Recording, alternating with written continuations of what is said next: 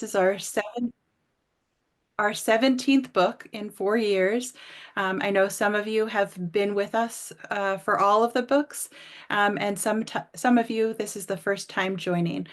So Open Democracy is a nonpartisan nonprofit founded by Granny D, and working for an equal voice for all. So we really welcome you tonight.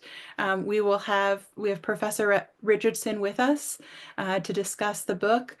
And then we will take questions from the audience. Please put your questions in the chat, and it will be moderated by one of the founders of our book club. And then we will have a breakout session later on tonight for us to individually talk about the book. I want to introduce Heather Cox Richardson as a professor of history at Boston College. She's written about the Civil War, Reconstruction, the Gilded Age, and the American West in award-winning books. And those subjects stretch from European settlement to North America, through the history of the Republican Party to current day. As you know, she's the author of the best-selling Democracy Awakening book that hopefully many of you have read, but if you haven't, that's okay. You can start reading it tomorrow. Jane Mayer calls this a vibrant essential to history. Heather's work has appeared in the Washington Post, New York Times, The Guardian, among other news outlets. And her nightly newsletter, Letters to Americans, reaches more than 3 million American readers. And if you're not subscribed, we urge you to subscribe. I just want to quickly preview the 2025 books. We will be reading, oops, if you want to, Tyranny of the Majority, and we do have author in February with us. The April 15th book is Miles Rappaport, 100% Democracy, and we do have Miles joining us. Our June book is Ungoverned by Professor Muirhead at Dartmouth, and he will be also joining us. And our October book is Jane Mayer, and Doreen's still working on getting an author, but we want to turn tonight's program over to Heather, but first we want to do a quick land acknowledgement to acknowledge that we do our work on Indokina, the traditional ancestry of the Abenaki, Pennacook, and Wabanakis people, past and present. We acknowledge and honor with gratitude the land and waterway and people who steward Indokina through each of the generations. And I know many of you are not joining us from New England, so feel free to honor the land that you are on. Our mantra for the book club is, where are we? How did we get here? And what are we going to do about it? So please keep those ideas and themes in your mind, and especially for the breakout rooms tonight, we want to know what actions you think we should take to protect our democracy. And without further ado, I'd like to welcome Heather Cox Richardson. Well, thank you for that. And thank you for having me, everybody. I am happy to talk about the book, but I figure that at this point, a lot of you have heard me talk about it in one form or another. And I thought perhaps you might like me to build on what was in that book and what the world looks like now. One of the things that really surprises me is what I've called the glee with which it appears that President-elect Donald Trump is approaching returning to the presidency and changing our economic system. And there's a lot of different ways to think about that for sure, but what I would like to focus on tonight, if it works for you, is to focus on his approach to the economy. Because when you talk about how did we get here, where are we, and what can we do going forward, the story of where we are in the United States right now is very closely tied to the economy. And what I mean by that is that if you remember the period from 1933 to 1981, presidents of both parties focused on supporting what they called the demand side of the economy. That is consumers, that is people, that is workers, that's people on the bottom part of society, with the idea that if you supported them by regulating business so they couldn't be taken extraordinary advantage of by their employers, by providing a basic social safety net so they didn't end up having to eat out of garbage cans or having to figure out how to survive if they lost a limb or something like that in a factory.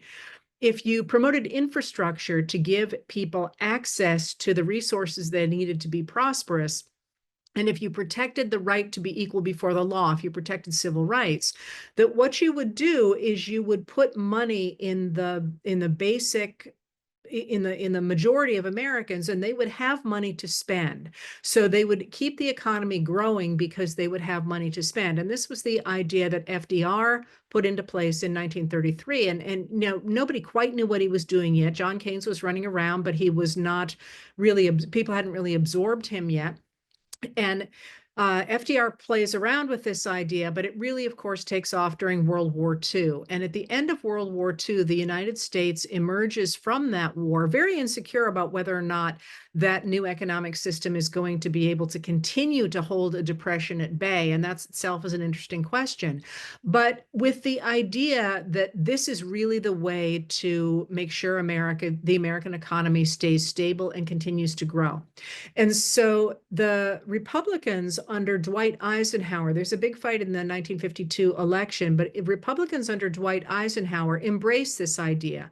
They embrace this idea of a government that regulates business, provides a basic social safety net, promotes infrastructure, and protects civil rights, although Eisenhower calls it something different than the New Deal. FDR calls it the New Deal. Eisenhower calls it the middle way. But with those four pillars, Republicans and Democrats both believe that the way to get an economy that will not be unstable is to support the demand side of the economy, consumers and workers. And between 1933 and 1981, there is what economists call the Great Compression. And in that period of time, the income and wealth, which are different things, but the income and wealth of people at the bottom and people at the top compress. So you get the Great Compression. Well, what happens is that there's a small group of people who disagree with this. They essentially want to get rid of business regulation. They're less concerned about taxes, but they really want to get rid of business regulation coming out of the New Deal. And they don't get any traction. They try for a really long time to get Americans to turn against the New Deal. And the Americans are like, you're crazy. Why would we want to turn against a system that has given us good union jobs and has given us our own homes and has given us, our cars and has fueled the baby boom?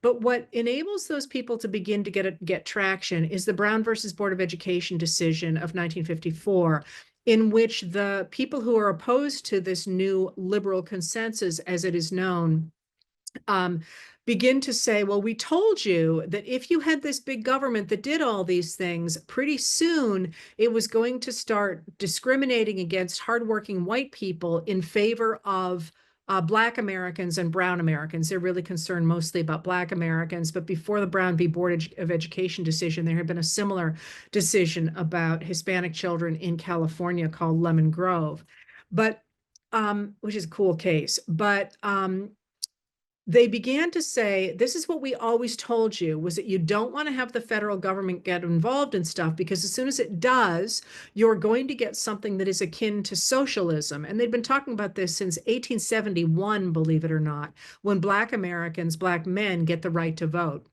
So what they started to say is that this government that you think you like because of its economics is actually just using just using tax dollars to give benefits to Black people and Brown people.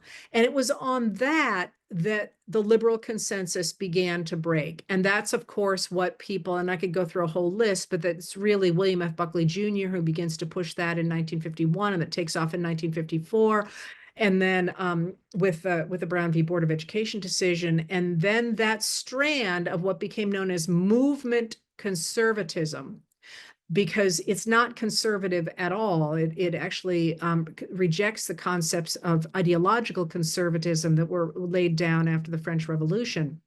But it's called movement conservatism because it's a political movement that is trying to destroy the liberal consensus. And it's that people like Phyllis Schlafly embrace, and then that Ronald Reagan rides to the White House in 1980 with things like his welfare queen, which if you think about the imagery in that, that's a woman from the South Side of Chicago. He never identifies her as a Black woman, but that is understood, who is taking advantage of the system to suck tax dollars out of it for her own benefit. That's sort of a cool rabbit hole too, if you want me to go into it. But what happens then is that after 1981, between 1981 and 2021, we get an entirely different idea of the economy. And that idea goes back to the period of the 1920s, and even more than that, back to the period of the Gilded Age, which was dominated by the people that we now call robber barons. And there's an ideology behind that. There's an ideology behind what happened from 1933 to 1981, the liberal consensus that you grow the economy by focusing on the demand side of the economy. From 1981 to 2021, what really prevailed in the United States, primarily under Republican presidents, was the idea that you fed the economy by focusing on the supply side. That is the wealthy people. That's the people who have money, who can supply money. And as I say, they really started from the idea they didn't like regulations, but that becomes by the late 1970s, for a number of reasons having to do with the stagflation of the 1970s, to become a movement against taxes as well, because most Americans like business regulation, and they liked it in the 1970s, and they like it today, including today. But so what happens is that beginning in 1981, we start to operate on this idea that the way you increase the size of the economy and make things better materially for everybody is for the government to support the people at the very top. And their argument is that if you get rid of business regulations and get rid of taxes, both of those things hamper a man's ability to concentrate wealth, to make as much as he can. And it's almost always men they're talking about. And the reason that you want to do that in this theory is because if you let money go to the top through the markets, those people will be able to invest more efficiently in the economy, in the markets, than the government ever could. And so they will produce a lot of stuff really fast, and that will mean there'll be more jobs, and there'll be better paying jobs, and that everybody will get better at the same time. Those of you who are my age and older probably remember Reagan talking about a rising tide lifts all boats, and that was that idea. But in that period, what economists will tell you is that by getting rid of business regulation and getting rid of taxation, or slashing taxation for the very wealthy, actual taxes don't go down as a part of GDP, it's just who pays them changes. But what happens is that we stop investing in infrastructure because the people who adhere to this idea believe that that should be private. And we stop protecting civil rights with the idea that that costs tax dollars. And so by getting rid of those four pillars, what happens is beginning in 1981, you see really dramatically what economists call the Great Divergence. So we had the Great Compression, in which wealth and income got smaller. And then we got the Great Divergence, in which it starts to go the other direction again. And that is what President Joe Biden took on when he took office in 2021. He went back to the old system, and he was very articulate about what he was doing. And one of the things that was so important about his presidency was that he proved that it worked. The American Rescue Plan that poured money into the economy, not just to restart the businesses that were endangered from the worst of the pandemic, but also to make sure individuals did not get what Secretary of the Treasury Janet Yellen called economic scarring. That is, if you lose your job, which it looked like many people would at the end of the pandemic, because if you remember the worst of the pandemic, because if you remember, a lot of states and local governments had run out of money because nobody was paying taxes. because they weren't shopping, they weren't doing all the things that one normally does. So they were running out of money, and they were going to have to cut their teachers, who, by the way, make up the most of our public sphere employees, teachers and sanitary workers, and all of those people would have lost their jobs, and the domino effect of that would have been that they couldn't make mortgage payments and so on. And what that does, even if everything goes well again starting a few years later, as Yellen points out, that causes people to be sort of locked below where they would have been had all that not happened to them. So the American Rescue Plan made sure that didn't happen. It expanded a child's earned income tax credit, and the earned income tax credit. There you go. That which kept about or elevated about 50 about most American children out of poverty. It cut American child poverty by half. The the And then the laws that came after that, the Bipartisan Infrastructure Act, the Inflation Reduction Act, and the Chips and Science Act, dramatically invested in the idea of creating new factories and bringing back on shore a lot of the things that had been sent overseas in the period from 81 to 21.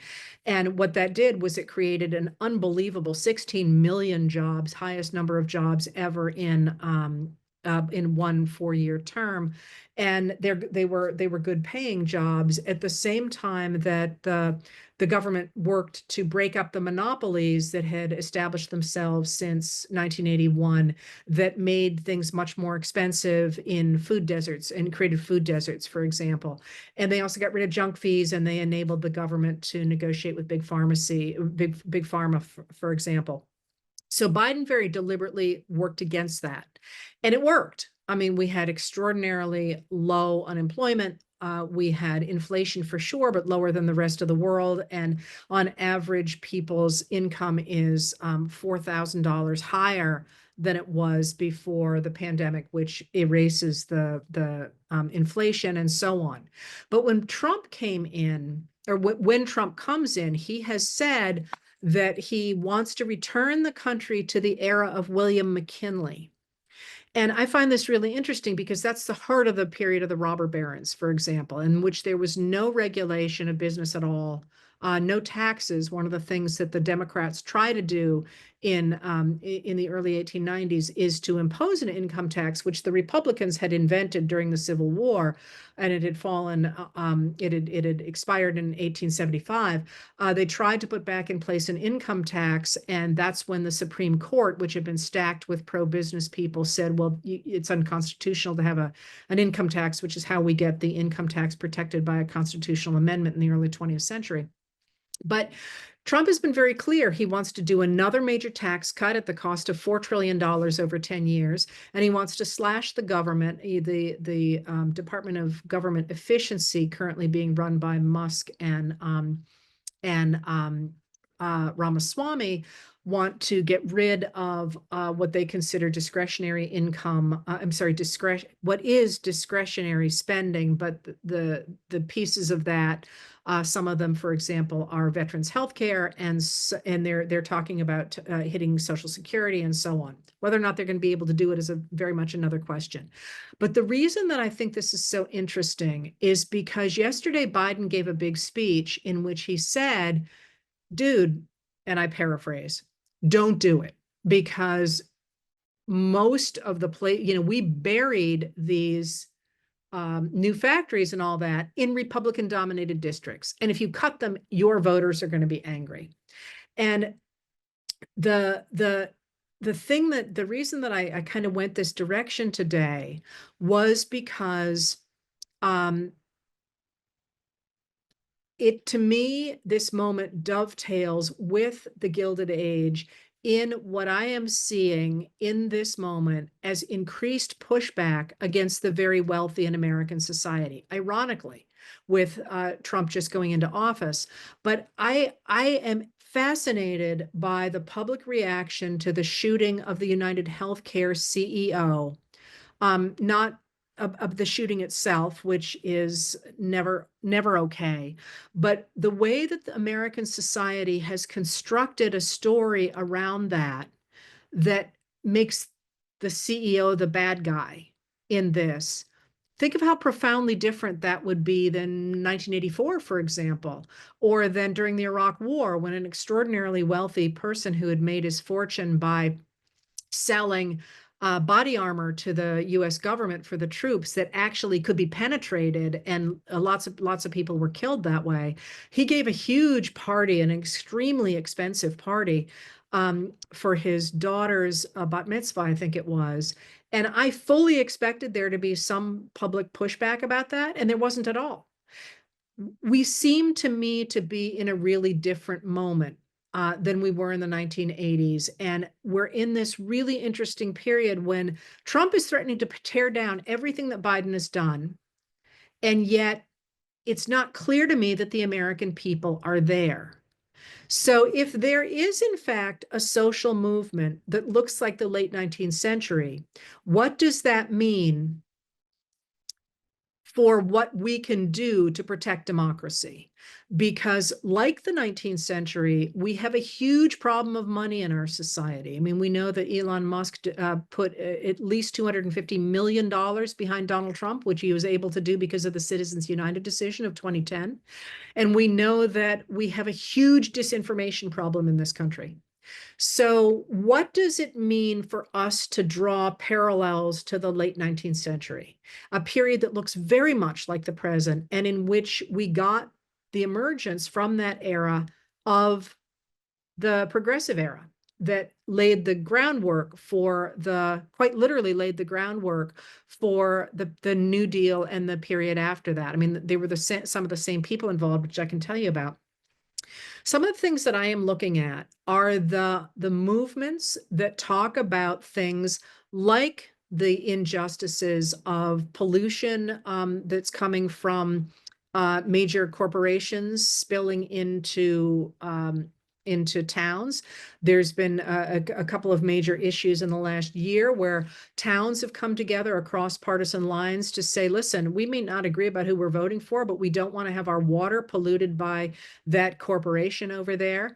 I'm looking at the ways that people are talking about the very wealthy and how the very wealthy people are talking back, which is really interesting because you are seeing a lot of cases. There's a wonderful article in a historical sense today where the construction was that the CEO of United Healthcare, which is the eighth, I'm sorry, he's only in one division of it, but the corporation itself is the eighth most valuable by revenue corporation in the world. And the construction of this article made the Brian Thompson, the CEO, out as sort of a Horatio Alger hard Scrabble guy, and the young man who allegedly murdered him to be a rich elite that was attacking this little guy, which again, really interesting cultural moments. So, so there's Dan, I'll answer your question in a second. So if you think about what the late 19th century looked like, you see these connections across these different groups based in the idea of taking on something that everybody was concerned about. You know, the pollution of food, for example. You used to be able to paint candy with lead paint. You ever heard that thing about don't take candy from a stranger? And we, after World War II, began to associate that with stranger danger. You know, the idea that a child could be snatched or sexually assaulted or whatever. That actually came from the idea that candy could be painted with lead paint. So if you didn't know where your candy came from, you could literally die from it. That's don't take candy from a stranger.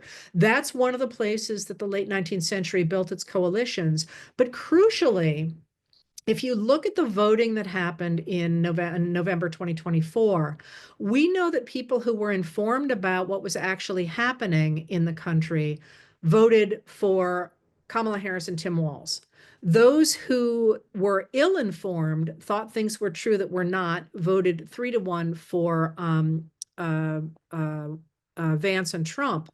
And those who said they were not interested in politics at all and read no political news went 19 points for Trump. And most interestingly to me, those who live in news deserts, so they had no access to any information, went as much as 54 points for Trump and Vance. So one of the things that the late 19th century does is it gives us a whole new kind of media, a kind of media that is designed to analyze the moment, to analyze individual states, individual cities, individual corporations, individual unions, places where people can see themselves and see the harm that is being done to them through these independent newspapers, one of which you know of as McClure's Magazine. So in this moment, we have gotten into this moment in part by this fight over the economy and who's going to do well in it.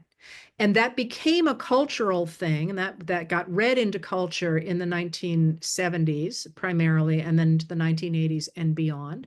It got fed by talk radio and people like Rush Limbaugh, and the Fox News Channel began in 1996.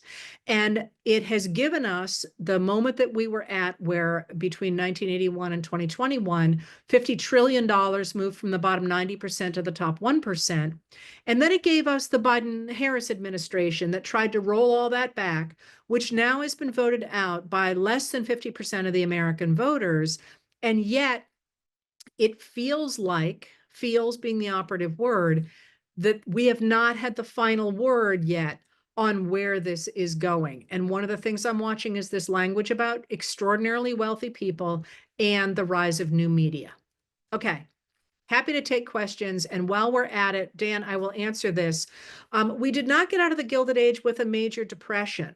If you're talking, do you mean the 1993 was completely psychological. 1893, I'm sorry, was completely psychological. If you mean the Great Depression,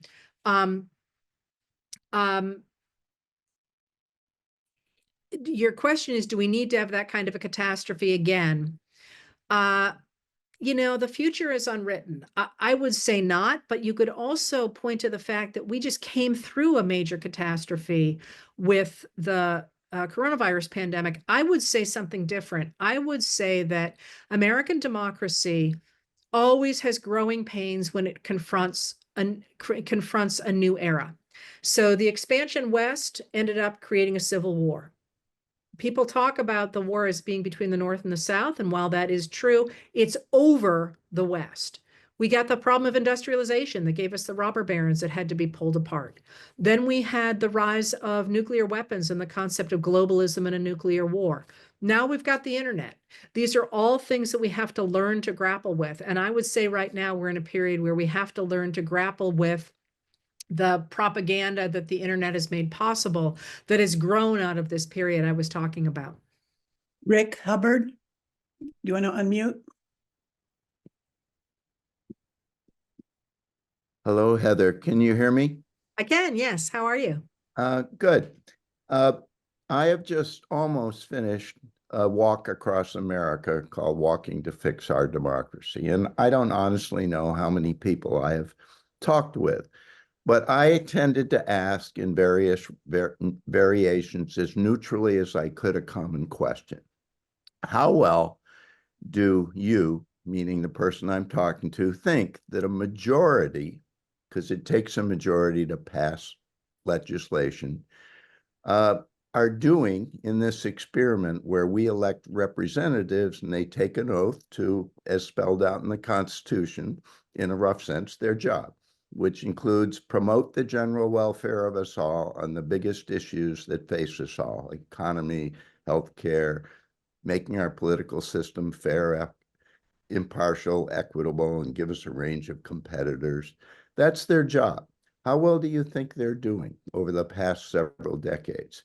And I get it's all ideologies, and I don't know if it's many, many hundreds or a few to several thousand people. It's not a national survey. But I have yet to meet anybody who doesn't have a common opinion about this. And the opinion is no.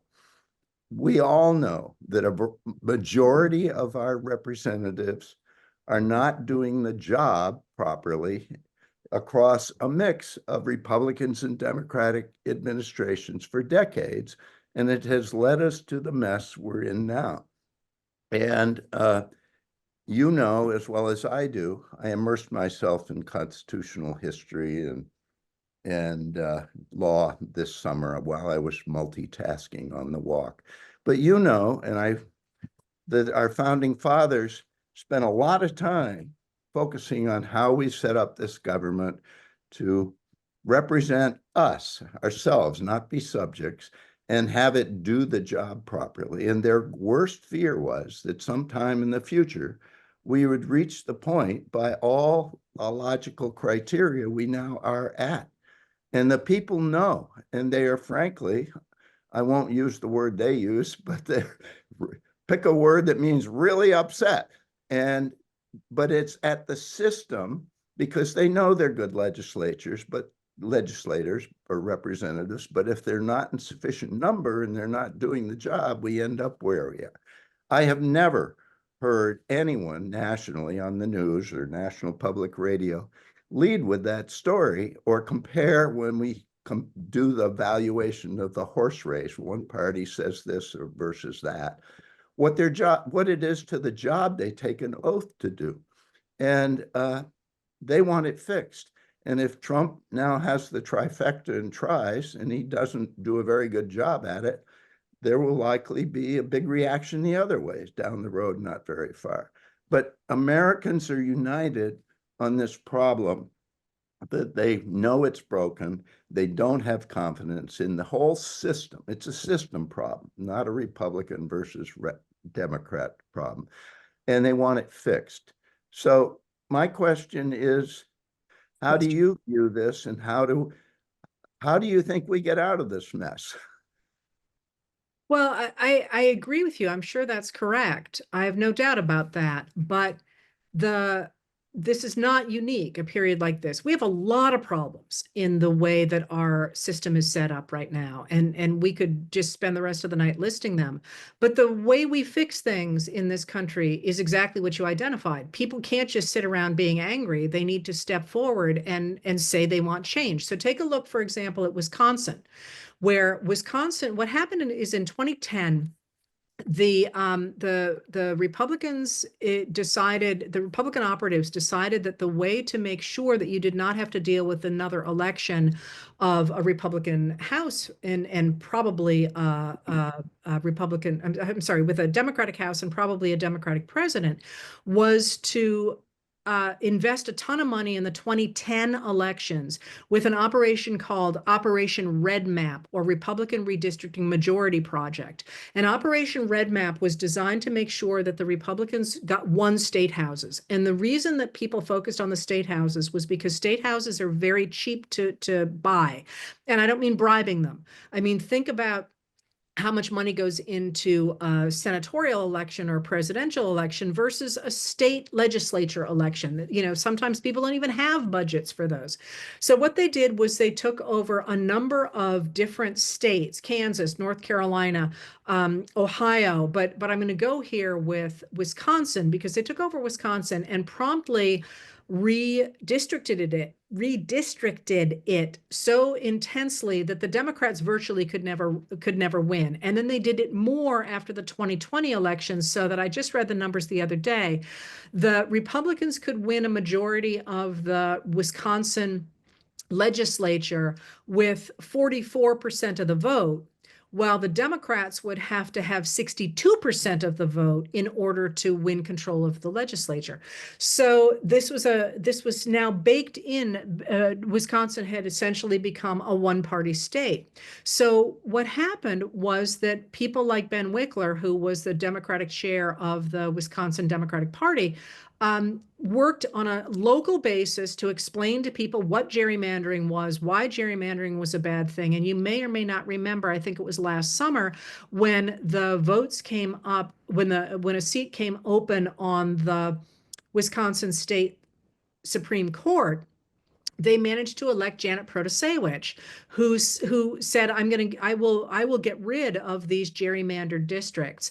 And they got her elected. And promptly, if you recall, the Republicans tried to get her kicked off. They did everything they possibly could. But under the Supreme Court now, they created nonpartisan districts in Wisconsin. The same thing happened, and the Democrats did not win control of the legislature this year, but they got a lot of headway on it. A similar thing happened in Michigan. Once they got fair maps, and by the way, because of the way Michigan is even fair maps are going to give an advantage to Republicans. The Democrats won a trifecta in Michigan and then passed a ton of really popular legislation, so that in this last election, they retained control of the legislature and the governorship. So it's not a question of just simply saying it's all corrupt and we're all done. It's a question of saying, where are the pieces that we can affect the future so that we change things? And that, I think, is going to have to be the way we do things in the future. And that is precisely what people did in the progressive era. So you think about the New Deal. Where did the New Deal come from? The New Deal literally came out of New York after the Triangle Shirtwaist Fire, in which there's a terrible fire on one of the floors of the Triangle Shirtwaist building now. And New Yorkers were so horrified by the fact that women and children had jumped to their death from this fire that they started a city commission that became a statewide commission, initially to talk about fireproofing. But it went from fireproofing to talking about women's rights, to talking about children's protections in the factories, and so on. And the laws that they put in place in New York became the New Deal. Literally, they went through the same person. That was Frances Perkins, who became FDR's Secretary of Labor. So we have two options. We can say we're done and we're going to allow authoritarianism to take over the United States, as it has in other countries, either from the left or from the right. But the reason that I fight so hard to preserve liberalism, which is what I talked about, that liberal consensus, which is nonpartisan, is because in my observations of history, there's many reasons to think that our system needs to be fixed, and I could make a list, as I say.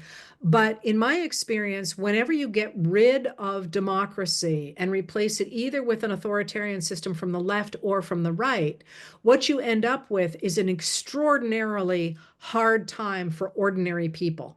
So either we can say there's nothing to save here and we burn it all down and we turn it all over to Donald Trump to become an authoritarian, or we say, no, we can fix what we've got.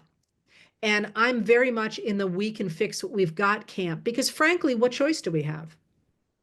Could I follow up with a quick No, comment? let's get John Cox with a question. He put it in the chat a few times and his hand is up. So if we could just allow John, and try to make your question brief enough. I'll do my best, Kate. Thank you very much. Can you hear me, Heather? Yes. And I'll emphasize we're not related, but it's nice to see Oh, you. Well, I was going to ask because, unless you're from Maine, I'm not related to all you Coxes. No, but we're all related to everybody else if we go back far enough, right? Where are you from? Where are you from? California, actually. Up Chicago originally. I was born in Chicago, just like you. Huh. So, but I'm in California now, and I've been involved in Do you know where your politics. people are from? Iowa mostly. Not Maine, although my aunt had a home in Bath, Maine for a little while. So I remember catching lobsters then. And anyway, I want to ask my question really quickly. I agree with you 1,000% on the influence of money in politics, as well as the media. Major corporate media, frankly, on both sides is responsible. By the way, I was a young, destitute CPA in 1981 doing tax returns for a whole bunch of people that weren't paying much tax. They were putting money into cattle deals and Bible deals and movie deals. I did the tax return for Saturday Night Fever, which was a tax shelter. A bunch of personal injury lawyers from St. Louis financed Saturday Night Fever. So call the question. Let's go. The system was John. screwed Ask up the and question. it needed to change. Yeah. Here's the problem. We've got to change it in a way that both sides would agree. What do you think of an idea that would take congressional districts, which are now 750,000 people, and subdivide them into 100 little tiny districts and elect a little community representative and have those 100 community representatives select the congressman? What you would do is you would get money out of the system, because you wouldn't use any money to get elected in a district of only 7,500 people. You'd actually go door to door like they do in New Hampshire to talk to your constituents. And I think voters would feel like they had a say in the system. They'd feel like they know their representative, which, let's face it, today, most people don't feel like they have any say whatsoever. It's all big money and it's all advertising and extreme candidates. So give me your opinion of that idea. So here's what I'm going to suggest. That is one of the many ways in which we could deal with the problem that you identify, that after 1929, when Congress capped the number of people in the House of Representatives, because Right. they recognized that there were more people living in cities than there were living in the country, we have this problem that congressional districts have gone from an average of about 30,000 to about 750,000. So people don't know their Congress critters, and they feel very isolated from the system. Here's And what they I become fundraisers. You need We're millions to done. get Sorry, elected. folks, not a conversation. I hate Yeah, to I do agree. this. Okay, so The suggestion has been made, a 30-second question. And so if I could get one or two more questions. Okay, can I answer the rest of that You though? can answer. And that is that, how are you going to do that? How are you going to get people to get behind that idea? And that is, it's not even a question of finding the solution. We have to agree on the problem. And the problem that you are identifying is that there is so much big money in politics. I agree with that. I 1,000% agree with that. How much of that do you see in the media? How much of that do you see on social media? How many memes do you see? What I would suggest is that in this moment, if you're interested in addressing things like that you go where the people are, because the people who don't think that's a problem or are not paying attention to that or who are blaming the deep state are people who get their information from social media, especially TikTok, believe it or not, is better on this than Instagram, YouTube, Facebook, and the some of the real right-wing stuff. So I would say, before we think of a solution, let's get enough people to agree on the problem. And once we do get enough people to agree on the problem, there'll be a lot of ideas of how to fix it. That will be one of them, and people can hash that out. Thank you. We're going to move along and just take a couple more questions. I know there would be other ways to do this, but Leslie McGregor, if you could unmute and ask your question, 30 seconds for the question, and allow Heather some time to answer. I don't know what your question is because it's not in the chat. There you go. Hi, Heather. Thank you. And thanks, everybody. I'm a fellow maniac from way back, graduate of Bristol Consolidated School and Lincoln Academy. There you go. So Heather, I just wanted to share, even though I grew up in Maine, I have lived in New Hampshire for 24 years, and to address the problem of disinformation, the fire hose of disinformation from the right-wing media and the imbalance between progressive and right-wing media, I've decided that in New Hampshire, where we have town meetings, an underutilized political tool is the warrant article on town meetings. And because, and I don't know if they have these in Maine. I have lots of friends and relatives still in Maine, but I don't know if the town meeting format still exists. But I am bringing a warrant article to the town meeting in March in Grantham, where I live, on the something related to funding the tax funding of the voucher system that is growing here amidst a pretty heavy libertarian influence. So my experience with town meetings is where people come, I like to say they put their big boy Leslie, time. and they come and talk about politics. And this is one place where we can be face to face and really discuss the issues. And I see it as a potential for, a small scale resolving that problem of the fire hose of disinformation.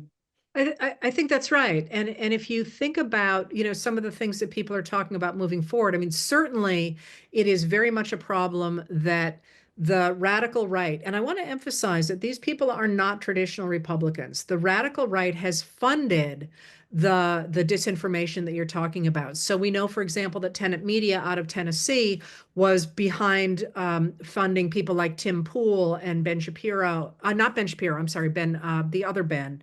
I'm drawing a blank on it right now. And they were doing so with, it was really astonishing. They were doing it with Russian money. It was money that was directly coming from Russia.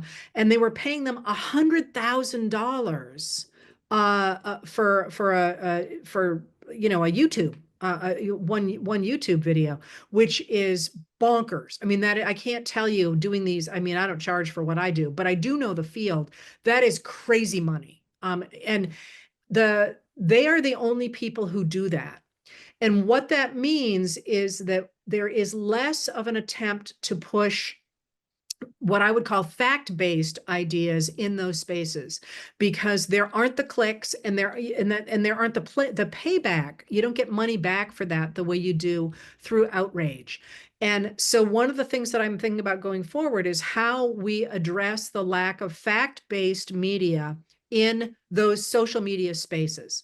I actually think there's ways to curb the right-wing stuff as well, and that is not by attacking free speech. I'm a free speech absolutist, but rather by regulating the algorithms that privilege the really bad stuff. And we know from places like Media Matters that once you get into something like some of the channels on YouTube, that you go from zero to Nazi in very, very few steps. And that's actually why one of the reasons that Media Matters has gotten in trouble with places like Elon Musk is because they called that out. So, although that's not what the lawsuit is about. So, I think that is right. But in addition to dealing with that media issue, what you are identifying is what Barack Obama called for in what is today, Wednesday, I guess it was last Thursday when he gave that speech in Chicago. And that is to build new coalitions around specific issues, potholes, schools, the things that are not partisan, because although he didn't say this, one of the things that political scientists will tell you is that Americans freaking agree on almost everything. More than 80% of Americans want common sense gun safety legislation. More than 65% of Americans want Roe v. Wade codified into law. More than, I think it's over 80% of Americans want higher taxes on higher earners. There's this sweep of things that we agree on. But the minute that it gets associated with a political leader, not even necessarily a political party, but a political leader, people start taking sides. And so the trick is to find ways to make these coalitions that are not perceived as partisan. And then from that, to build into the idea of taking on these larger systems in the United States that, as I think it was John said, are not representative of, or I guess it was Rick, are not representative of American democracy. So I'd say, yeah. Thank you. One last question. I'm going to really put the timer on for 30 seconds. Somebody asked, can we get a printout of the chat? We'll save the chat. You can also save the chat, and we will try to capture these juicy questions that we don't have enough time. We need a few more hours with you, Heather, if you don't mind just sticking around. But so Hours Dawn, with me every day. I know. All right. So Dawn, would you unmute yourself? And I'm going to start the timer.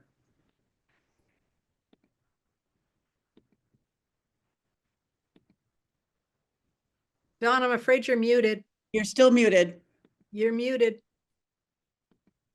Doreen, can you unmute her or? All right. She's been invited to unmute, but can't. Okay. Dawn, can you hear? Because you are muted. No. All right. I hate to do this. Last question is going to go to you, Ken, unless she's got it. Dawn, you're muted. You're muted. Sorry. All right. I'm going to go to you, Ken, for the last question.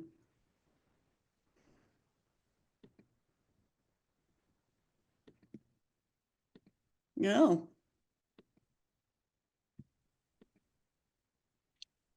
Can you hear me now? Now we can, and you have, Oh, good. I'm starting the timer. You have 30 seconds to ask your No question. problem. I'm interested in whether you expect to see Trump's authoritarian policy succeed in undermining our democracy, Heather. Everything that's in Project 2025 and what he has said. And the second part is what do each of us and also our politicians and leaders need to do in order for the U.S. to maintain a democratic system, including Trump advanced peacefully giving up power for you. Okay, so that is a fabulous question to end on, and I'm going to answer it. How much time do I have, Kate? Much as you wish. After you Okay. leave, then we'll do breakout rooms, but we have you for as long as you're willing to talk. Okay, so I'm gonna give this a longer answer than you probably wanted. The first is you must remember that Trump did not win a majority of voters. More people voted for somebody else than voted for him. That really matters. And the reason that it matters is because, well, if you think about the way that the Trump team is talking about the election, they're talking about a mandate. They're talking about a landslide. None of those things are true at all. In fact, he is going to run into the same problem that Richard Nixon, who had the same issue with voting as well. More people voted for somebody else and voted for him in 1968. The same issue that he's got. And that's that he's not going to be able to keep a majority of Americans happy if he is doing the things that he ran away from during the campaign. So he said he was not going to, he knew nothing about Project 2025, had nothing to do with it. And then the second he got elected, everybody said, oh yes, Project 2025 is back on the menu. However, Trump also did a number of things during the campaign to get elected. And as Tom Nichols of The Atlantic said last night, Trump really was running to stay out of jail. He just wanted votes. He didn't care what it took to get votes. He needed to get those votes because he needed to make those cases against him, especially, I think, the case about the classified documents go away. So during the campaign, he promised a number of people conflicting things. So he promised the people like Steve Miller and those people who are on his team that he would deport between 11 million and 20 million undocumented and possibly naturalized citizens from the United States. At the same time, he told a number of people that, in fact, he would not go after anything but criminals. Now, what most of those people didn't recognize was that he was defining criminals as any undocumented immigrant, because that's how they did it during his term, to say that anybody who comes is a criminal, and therefore, for example, we should separate them from their children. That's another longer story. But there are a lot of people who voted for Trump who believe that he's only going to go after the people that they consider murderers. Remember, he keeps talking about the fact there are 13,099 murderers running around the United States. That's completely made up. I can tell you why, but he just made up that number. That's who they're expecting to see go, about 13,000, 14,000 people. How are you going to keep both of those people happy? The answer is you're not. You're probably going to get a very early, very dramatic, made for TV, go into Chicago is what he's talking about now, throw out a bunch of people, and then look the other way. Because, there's all sorts of people now, the agriculture sector, the Western tourist sector, the hospitality sector around the country, saying you cannot take our undocumented workers. Construction, you can't do this. You're going to crash the economy. So he's got the problem of having promised these things, different things. Similarly, he has promised these tariff walls to the America First people, and he has promised to bring down costs. That's like saying you're going to be wet and dry at the same time. He's promised to let states decide abortion, and he has promised to give the rights of the 14th Amendment to a fertilized egg and upward, which is the extreme language of the extreme anti-abortion side. You cannot do both. So he's going to be trying to govern, despite the fact he's got less than a majority of the votes, and he has promised contradictory things to different people. And I'm not done yet. He is 78 years old and he is not in good shape. You know, he has been declining for a long time. People like me study this. He is not in good shape. And he wasn't a forceful, in terms of getting anything accomplished, he wasn't terribly forceful in his first term. So the power that he has as a president is going to devolve. But to whom is it going to devolve? Who's going to take over? Elon Musk is clearly there expecting to be, you know, the commander behind the throne. But in fact, it's J.D. Vance who is next in line for the presidency. J.D. Vance has 18 months experience in the Senate and nobody likes him. Trump has not been able to give his MAGA voters over to anybody else. So it's not clear to me that that power vacuum in the Washington is going to be filled by somebody in the executive branch. It is possible that it's going to be filled by somebody in the Senate. The Senate right now, the Republicans in the Senate have the ability to grab a lot of power. And I'm a little surprised that you're seeing so little about that, because it's always worth watching where power is sloshing around. And there is a lot of power sloshing around in Washington right now. And it's not flowing to the White House. It's flowing away from the White House. Look at the fact that Trump lost in the Senate vote to control the Republicans in the Senate majority vote. He made a huge push for Rick Scott of Florida. And in the secret vote, Rick Scott of Florida got 13 out of 53 votes. 2 people didn't vote. So he got 13 out of 51 votes. The other 2 were split between John Cornyn of Texas and John Thune of South Dakota. Thune got it. Thune is a protege of McConnell, who basically has come out and given 2 interviews now where he's said, I'm going after Trump. I paraphrase, but he's made it clear that they're not going to be best friends. McConnell wants to get the Republican Party back for the establishment Republicans who ran it before 2016. All right, so all of this is to say that the reason, and of course, Trump has also lost Gates. He's going to run into trouble with Hegseth, and certainly with Tulsi Gabbard, because they're those 4 pillars of the democracy that you need to shore up. Attorney General, Secretary of Defense, Intelligence, and Health, those are all places where he's going to run into trouble. And he's clearly trying to force these people through, but so far he's losing. So when you think about his authoritarian program, could he do it? Absolutely. Absolutely. The Supreme Court basically gave him a magic wand. Or rather, they gave him a magic wand that depends on them lighting it. Because remember that the way Donald Trump versus the United States of America is written, what they say is that the president has immunity for official acts and presumed immunity for other acts that that are not within the Article 2 behavior. But that because we've never done this before, it's the Supreme Court or the courts that get to decide what is proper and what is not. This is why Biden couldn't take that out for a spin. But so they have given him the impression he can do a lot of stuff. And of course, it's pretty clear he's going to be trying to invoke the Insurrection Act, and he talks about overthrowing birthright citizenship and so on. And if he gets a compliant Congress, it'll be a lot easier than if he doesn't. But here's the rub in all of this. The man does not have a mandate. The man got less than 50% of the vote. And what he is proposing to do is not popular, because he promised people he wouldn't do Project 2025. He wouldn't get rid of 11 million to 20 million undocumented immigrants or naturalized citizens. He wouldn't propose a national abortion ban. So what is going to stop his authoritarianism is us. It's going to be us. It's going to be us speaking up at every moment.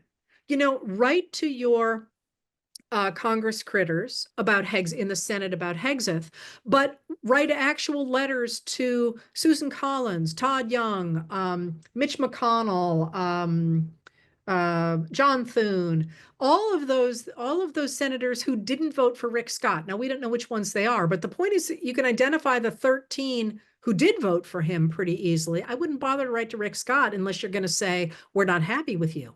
But write to them and say, we care about the power of the Senate. We care about the Constitution. We care about making sure you don't hand over our democracy to authoritarianism. And if enough of us stand in the way and support the lawyers who are going to fight the unconstitutional things and the rise of authoritarianism, and stand up for human rights, and stand up for the protection of our system, which is not partisan, he's not going to be able to do much of anything. And power is going to devolve to somebody else other than to the White House, which frankly, I'm not against. I think the president has become way too powerful over the last several decades, and I would like to see power go back to the Congress. But, you know, am I worried? Absolutely, I'm worried. But am I hopeless? Not at all. If we put together the media campaign and the continuing waking up of so many people who didn't pay attention, and continuing pressure on Congress people to do what is right, when the only thing that he can give them now is trouble, because if he were 40, it'd be a very different story. I don't think things are hopeless at all. I think we just have to recognize that it's our government, it belongs to us, and we need to put our skin in the game and make sure that the things we care about get protected. That's true, but for 4 years, he has the power to gut the federal regulatory state and to reverse all civil rights enforcement. And so the things that you said about since FDR, the two pillars, he can gut in a way that will be very hard to build back up. He's going to have the power to do a lot. The question is how efficiently he can do it and how much support he will get from within the Congress and within the courts. And, you know, we just don't know. We just don't know. But I do know that if we give up, he takes it. And I will say one of the things that it's really important to recognize with Trump is he always kicks down. He never kicks up. So if you think about, for example, the fight that he started with Mexico and Canada, and the president of Mexico, Claudia Sheinbaum, said basically, and I paraphrase, no, I won't say it that way. She basically said, I'm not going to play that game. You can fill in that blank. Macron Justin Trudeau from Canada flew down to Mar-a-Lago. Who has he been picking on ever since on social media? He simply went onto social media and said, oh, Mexico says it's going to do what I asked. End of discussion. And she said, what the hell are you talking about? He's been picking on Canada ever since. Similarly, after the Rick Scott failure, he put a huge amount of effort into that. And then as soon as Thune won, he didn't go after Thune. He only kicks down. So to the degree that people recognize that the way to stop his persecution is to stand up to him, he's going to have a lot harder time. Again, I'm not telling you he's not going to have any power at all. I think that I think we're heading in a scary time. But I am very much against the idea that we all throw up our hands and say he's won. Because when Tim Snyder, Professor Timothy Snyder from Yale talks about obeying in advance, I think people think that means sort of trying to appease somebody. And there is that, but there is also sort of saying, I'm done. He's already won, because he hasn't won anything. In fact, he's taken a lot of losses since he's been elected. And I guess I'll end with this. I used to read a guy once a year on one of the blogs I used to read. I've told this story once before, who was a long haul truck driver who had ended up in prison for something. And once a year, he would write for this blog what one should do on the highways. And I always read it, and I made my kids read it, because he said, you know, I'm a long haul trucker. I've seen it all. And he had this kind of funny intro of the stuff he'd seen and all that. And he said a number of things every year that were really important. He said, one, slow the hell down. Like, going 5 miles over the speed limit is not worth it on the other end, and it really increases your chances of having an accident. But the piece that always stuck with me is he said, whatever you do, no matter what happens, don't stop driving. if you hydroplane, if you see an accident happen in front of you, if somebody rear ends you, if somebody sideswipes you, if it looks like you're going in a really bad direction, do not stop driving. Because he said what he has seen is people take their hands off the wheel and cover their eyes. And he said 100% of the time, those people have terrible accidents. But you know, if you keep driving, sometimes you drive away from what happened to you. And I thought, you know, that kind of got ingrained in me. And one night I was driving on Route 2 in Massachusetts, which, if you know, it's a very fast road, and it was pouring rain, and there was a Jersey barrier on one side and a tractor trailer truck on the other side of me. And we went down a hill, and the whole bottom of that hill was water. I just was hydroplaning the whole way. And I thought, that's it, I've bought it. They're between the tractor trailer truck on one side and the Jersey barriers on the other, and the fact I'm going 65 miles an hour, I'm not coming through this one. But I kept driving, and the wheels landed on the other side. And that, to me, is a lesson for life in general, certainly for driving, but also for politics. We have to keep driving, and we might end up under that tractor trailer truck for sure, but we also might land on the other side, just scared to death, but still driving. So with that, I will leave you all to it. And thank you for having me. No, thank you so much for your inspiring words. And we'll go into our breakout rooms now and talk about actions we can take and discuss Democracy Awakening. We'll have about 20 minutes for discussions, and then we'll come back to the larger group. Thank you all.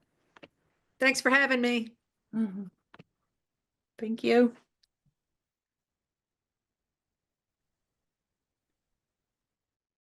I mean, all of the millions or maybe even billions of dollars that they've spent on the media, and they don't, you know, it's not the local newspaper, it's not the Monadnock Ledger. Mm-hmm. Thank you, Joyce. Yeah, I was just gonna say what he just said, that we all agree that we need to keep talking to people and being kind and just staying involved. And the other thing is that, just the idea of building coalitions with people. One of the women in our group said that she was used to be an active member in their local Democratic Party committee. And the same thing that happened to us in Northfield, in our area in the Lakes region, is like that nobody wants to do the work. And I think that we could be useful in just talking to people, giving them information. If they don't want to hear it, then we won't talk about it. But be nice to do small groups similar to what we had with speaker with Heather. So it was very the whole thing's been very, very informative. And thank you for putting it all together. Thanks, Joyce. And Jeff? Hi, it's been a while. Just to say, in our group, we talked about we should make a movie. What? And I absolutely agree. I mean, we need to hit the public through media, through motion pictures. There is so much fertile ground here in terms of, well, just what happened just the other day, or this guy getting assassinated. I mean, there's all kinds of things going on that would be fertile, fertile stuff to make a compelling movie that would compare what's going on today to the Gilded Era, the Gilded Age, and compare Vanderbilt and Musk and the things that they've done. You know, we got that going too. Beautiful, Jeff. Great suggestion. That's wonderful. Good to see you. Could I say one quick thing? Mm-hmm. Being the movie person here, is that in the civil rights movement there was a blend of mobilizing and organizing. Where organizing is what happens on the ground, and it's not really that visible, but it's very powerful because it's bringing people together. Mobilizing are those moments that bring it up into the mainstream. And so what everybody's talking about in terms of the connections and stuff, that's the mobilizing piece. And my thinking is with the movie concept is that's at least one part of how we do the mobilizing piece. So anyway, that's my.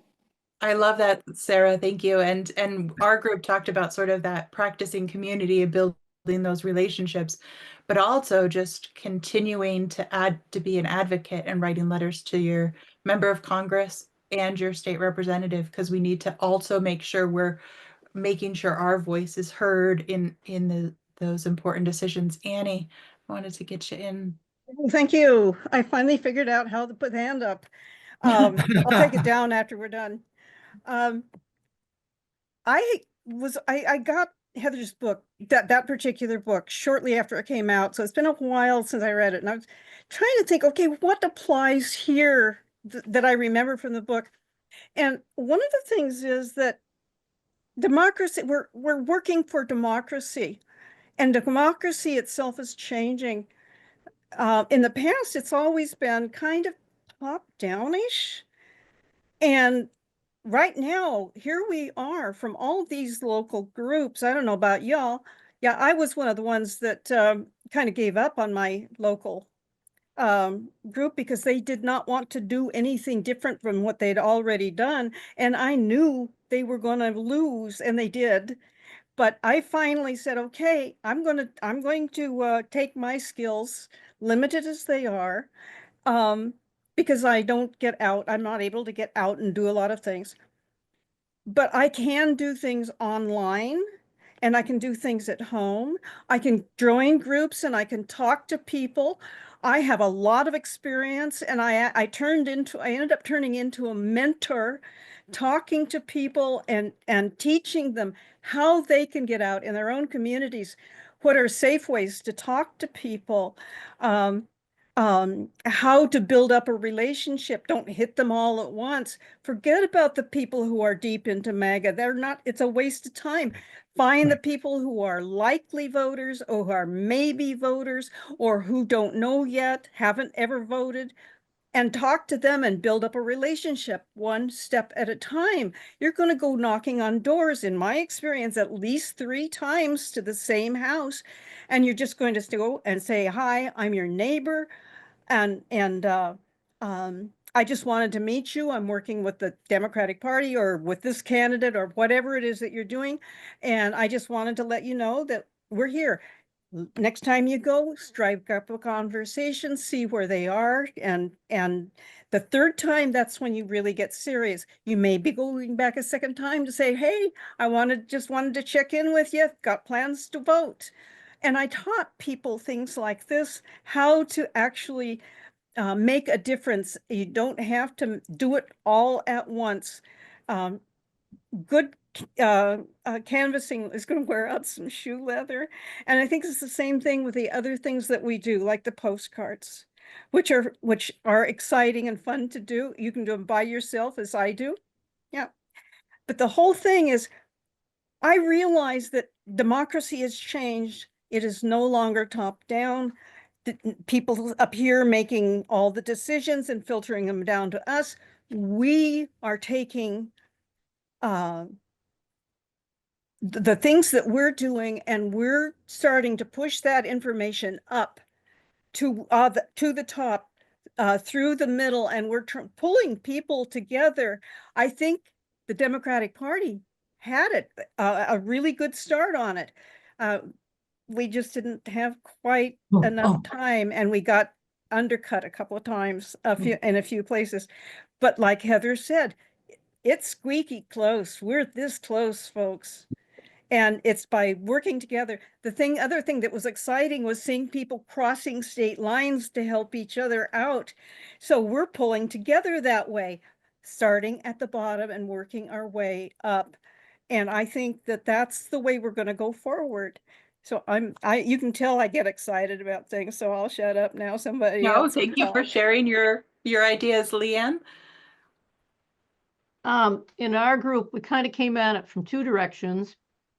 One was to pick up on Heather's idea to write to senators, and Don came up with a whole list of senators. And we did have some debate about, does it work to write to Republican senators or senators that disagree with us? We didn't resolve that, but again, I think somebody said you have to let people know what you're thinking and why you're thinking it in order for them to hear you. If you don't tell them, they aren't going to know. So it's worth doing that. So there was the writing to the senators, writing to our congressional delegation. We've got a brand new congressional representative on my side of New Hampshire, and she is connected to all kinds of powerful people, but she has never done this before. So I'm not, so she needs some guidance from her constituents as to what she should be doing and what we like and what we don't like. The other tack we took was that the legislature is focusing on the New Hampshire legislature, focusing local. That's what the Republicans did in order to build these machines in states like Wisconsin, and they did it, and they were very successful at it in taking control of the courts and other legislatures. So we have in New Hampshire, even though we are in worse shape than we were a year ago in terms of Democrats versus Republicans, but we have on the legislature's webpage, we have an opportunity to vote for bills. We can say, you can go to the website and you can look up a specific bill that's being discussed and you can vote support, oppose, or neutral. And on the House side, you can put in comments. So at the CCRC where I live, we have a email list, and we send out each week, here are the bills that are coming up. Here's what they're about. Here's how you vote. We don't tell people how to vote, whether to support or oppose, but we tell people, this is how you actually, do the mechanics of voting, and here's how you add a comment. And we have a list of probably 50 people, and we do that, and our congressional, our General Assembly delegation knows who we are, and they reference us, and they actually have called some of our folks and asked them to testify or to provide background information on why we think what we think. So I think I feel like I can work locally better than nationally. I don't feel like I can impact this big 350 million people, but I can sure talk to my legislators, and I can sure impact locally what's going on, and hopefully impact the New Hampshire legislature and get us going there, get us going in a better direction there. Yeah. Thanks. So inspirational, Willie and Ellen. Thank you.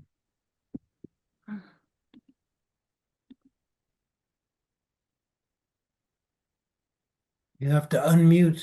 There we go. Oh, okay. We were talking much as Leanne did. One of our members is got a powerful connection with the Hispanic community and is going to work really hard on issues surrounding immigration and deportation. And was so powerful to hear. I think the other members of our group are working on legislation and following it, tracking it, much like, as you just said, Leanne, making our friends aware of when there are things they can write into. And I think it's really going to be important. We're in a remote area, but I think we really want to be committed to getting our butts in the seats for the legislative sessions this year. Thanks, Ellen. Alice? Can you hear me? We can. Great. Yeah. Okay, great. I had a audio problem in our group, so I'm gonna offer my comments right now. And that is that, it's really hard to have an impact given what's happening with the GOP running everything in the state government right now. However, what we can start to do is bring attention to how bad their decision-making is, how bad the programs are that they're promoting, things like that. And Leslie earlier mentioned the warrant article project that we're working on in Sullivan County. And actually that came from the program that Olivia wrangled in 2021 around redistricting. And that was a whole warrant article campaign then. And so we're looking at using the warrant articles as a way to educate people on especially school funding and how bad that is. The advantage of a warrant article is that every voter gets to see that information when they're mailed it by the town. And they also, the town pays for getting it out there. So having that warrant article, any warrant article into your town committee meeting or town meeting would really be helpful. The problem is that it's a really short time frame right now. You have to get, by the middle of January, we have to get 25 signatures on whatever warrant article you want to do. But we'll be sending out the ones that we have, are developing, and you might think about doing that in your town as well. But the more we can, whether it's through letters to the editor, if it's on your Facebook page, if it's billboards, whatever it is, trying to emphasize now how poorly the GOP is doing, especially in reacting to the things that voters really care about. If you or the person if you have examples of warrant articles that you draft, can you get them to Olivia or Autumn or somebody over at Open Democracy so other people can say, hey, Sullivan did a great job. Maybe we can do a similar thing. Be happy to do that. Yeah. Thank you. Yes, that's wonderful. Rick, Can you hear me okay? we can. A couple of sort of broad suggestions. Since it seems like people of all ideologies across the country are convinced that we're having problems, a majority of our representatives have put their own reelection interests, those of their wealthy donors and their party, ahead of the common public interest. We can't just continue to speak to the same people that aren't interested in doing their job and are more interested in just staying reelected. We have to focus on where the point of common agreement is and come up with changes to the system that are the root problem to get at all the issues people care about. And since we have agreement on the fact that everybody, that a majority are not doing their job, focusing across party lines on fixing the system broadly. It takes, you have to fix enough or all of the pieces of the system to change the outcome. But that's a pretty good place to start because you're likely to be able to achieve some agreement, but it takes time. You can't do it all at once. And so I just wanted to emphasize that point. Thanks, Rick. That's a great note to close on tonight. Thank you so much for joining the book club tonight. We do have 4 books lined up for next year, and 3 authors already committed to our Democracy Book Club. So we'll stay tuned for those dates. February 13th, Kate, am I speaking out of turn? February 13th, Tyranny of the... I'd have to look at Autumn's beautiful slide. Tyranny of the Minority. Thank you. Yes, Tyranny of the Minority. Yep. February 13th at 7 o'clock. And Professor Stephen Levitsky will be with us. April 15th is 100% Democracy. And we have Miles Rappaport joining us. June 12th at 7 o'clock is Ungoverned by Professor Russell Muirhead. And then we have Dark Money in October, date to be announced. So if anyone's looking for holiday gifts, you can buy your friends your Democracy Book Club books for the year. Thank you all so much for being with us, and look forward to seeing you at 2025 Book Club Series. Thank you, Olivia. And keep driving. Keep driving. Keep organizing. Keep talking to your neighbors. Thank you. Keep doing the work for our democracy. Thank you all. Wonderful. Thanks, Olivia. Strategic planning. Strategic plan.